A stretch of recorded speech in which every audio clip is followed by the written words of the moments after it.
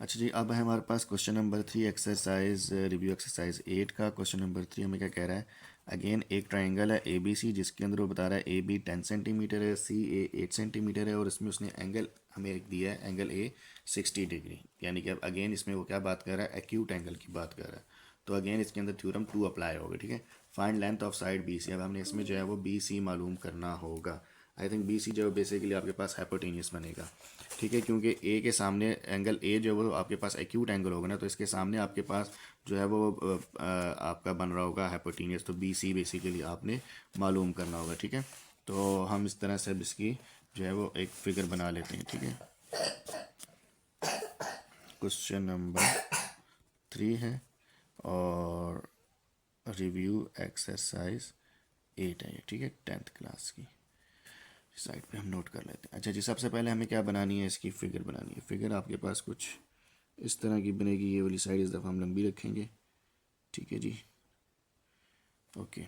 और अब आपने क्या करना है, ए बी जो है वो आपके पास इस दफ़ा बेस होगा, क्योंकि एंगल आपके पास ए पे बन रहा है 60 डिग्री, तो इसके अगेंस्ट में होगा आपके पास बी सी, जो कि आपने मालूम करना है।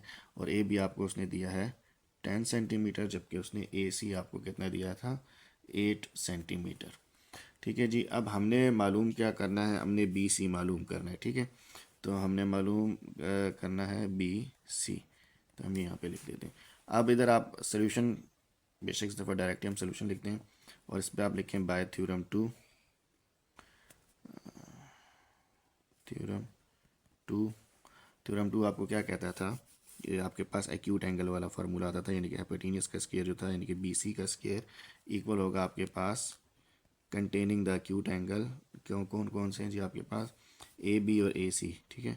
ए बी का स्क्वायर प्लस ए सी का square diminish bye twice minus 2 into आपके पास क्या आएगा जी, ए बी आएगा एक तो, और दूसरा इसका जो है वो आपके पास जो परपेंडिकुलर बाइसेक्टर होता था, ठीक है। तो अब हम इसका एक परपेंडिकुलर बाइसेक्टर भी ड्रा कर देते हैं।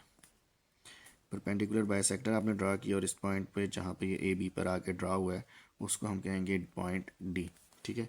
तो हमने क्या मालूम करना होता था, ए बी और एंड देन आपके पास ए डी जो है होता था, यानी कि जो आपके पास इसका प्रोजेक्शन बनती थी वो आपने मालूम करनी होती थी, ठीक है। तो आप अब लिखेंगे 2 A B multiply by A D. अब इस सारे में आपने ए डी मालूम करना है, बाकी सारी वैल्यूज़ तो आपके पास गिवन है, लेकिन ए डी मालूम नहीं है। तो अब आपको क्या करना होगा जी, ए डी भी अब आपको मालूम करना है। तो ए डी मालूम करने के लिए अब हम क्या करेंगे, इस ट्राइंगल को कंसिडर करेंगे, ठीक है। यानी कि अब इधर हम इसको लिख भी देते हैं एक्स, ये हमने क्या मालूम करना है, एक्स मालूम करना है।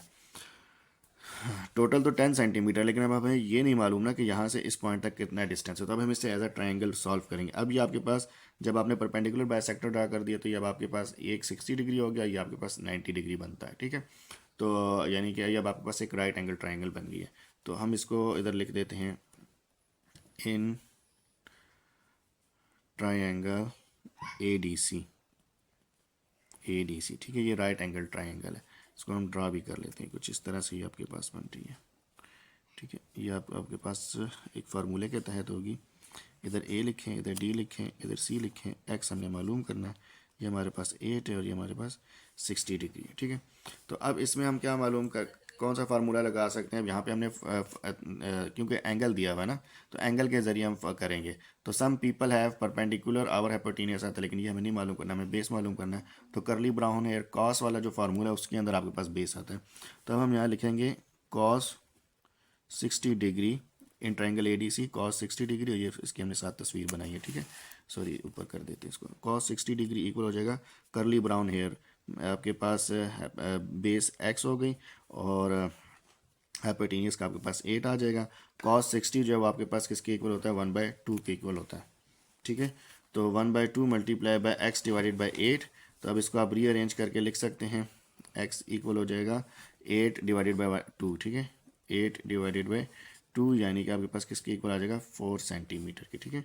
तो अब आपके पास यहाँ पे गिवन आ गया, यानी कि यहाँ पे आपके पास जो ए डी था वो आपके पास कितना बन गया, 4 सेंटीमीटर, ठीक है। तो यहाँ पे x बेसिकली ए डी था, तो हम ए डी लिख देते हैं, ए डी इक्वल है 4 सेंटीमीटर, और इसको लिख देंगे पुट इन। इसको अगर आप इक्वेशन 1 का नाम देते हैं तो इसको इक्वेशन 1 का नाम दे दें, और यहाँ पे लिख दें पुट इन इक्वेशन 1। ठीक है, प्रोटीन इक्वेशन 1 अब हमने लिख दिया। अब अगेन हम इक्वेशन 1 को लिख लेते हैं। ठीक है, और इक्वेशन 1 के अंदर अब हमने वैल्यूज़ पुटअप करनी है। ठीक है, तो इसकी अब हम अब बी सी का लिखूँ, चलो एक दफ़ा लिख देता हूँ दोबारा। बी सी का स्क्वायर इक्वल था जी हमारे पास ए बी का स्क्वायर प्लस ए सी का square -2 into A B multiply by A D. तो बी सी आपके पास कितना गिवन है जी? आपके पास बी सी है, बी सी तो बेसिकली हमने मालूम करना है, बी सी का स्क्वायर इक्वल हो जाएगा, और हमारे पास ए बी आपके पास गिवन है जी 10 का स्क्वायर प्लस 8 का स्क्वायर -2 इंटू ए बी आपके पास अगेन है जी 10, और ए डी अब आपके पास कितना आ गया? 4। तो ये आपने सारी वैल्यूज़ इसमें इस तरह से पुटअप कर ली हैं। ठीक है, तो अब अगेन हम लिखते हैं बी सी का स्क्वायर इक्वल हो जाएगा आपके पास 10 का स्क्वायर आपके पास कितना होता है 100 प्लस 8 का स्क्वायर होता है 64 माइनस, अब इसको आप कर लें 20 मल्टीप्लाई बाय 4, यानी कि या 4 दूनी 8 80 बन जाएगा। ठीक है, तो इसको आ जाएगा 80। तो ये अभी सारे को आप सॉर्ट आउट कर सकते हैं। तो ये आपके पास बेसिकली बन जाएगा 84। ठीक है 164 में से 80 माइनस कर लें, या यहाँ पर इसको डायरेक्ट कर लें, दोनों तरीक़ों से आप कर सकते हैं। ये आपके पास इसका आंसर बन रहा है जी 84 सेंटीमीटर इधर आ जाएगा। ठीक है जी, सेंटीमीटर स्क्वायर लिखते हैं जो भी। अच्छा जी, अब इधर आपके पास क्या आएगा जी? बी सी का स्क्वायर। अब आपने क्या मालूम करना है? सिर्फ बी सी मालूम करना है, तो अब आप क्या करेंगे? Taking square root on both sides कर देंगे। ठीक है, तो ये आपके पास बी सी का स्क्वायर इक्वल हो जाएगा 84 का स्क्वायर। तो यहाँ पे जब आप इसको इस तरह से करेंगे तो ये स्क्वायर रूट से कट जाएगा, और स्क्वायर रूट से काटने के बाद बी सी आ जाएगा, और आपके पास 84 का जो स्क्वायर रूट आप लेते हैं तो ये आई गेस आपके पास बनेगा 9.165। ठीक है, तो ये आपके पास इसका 165, इसको राउंड ऑफ करके आप 9.2 भी लिख सकते हैं, या आप इसको लिख दें बी सी इक्वल है 9.17 सेंटीमीटर। ठीक है, तो ये आपके पास इसका एक्यूरेट आंसर आ गया।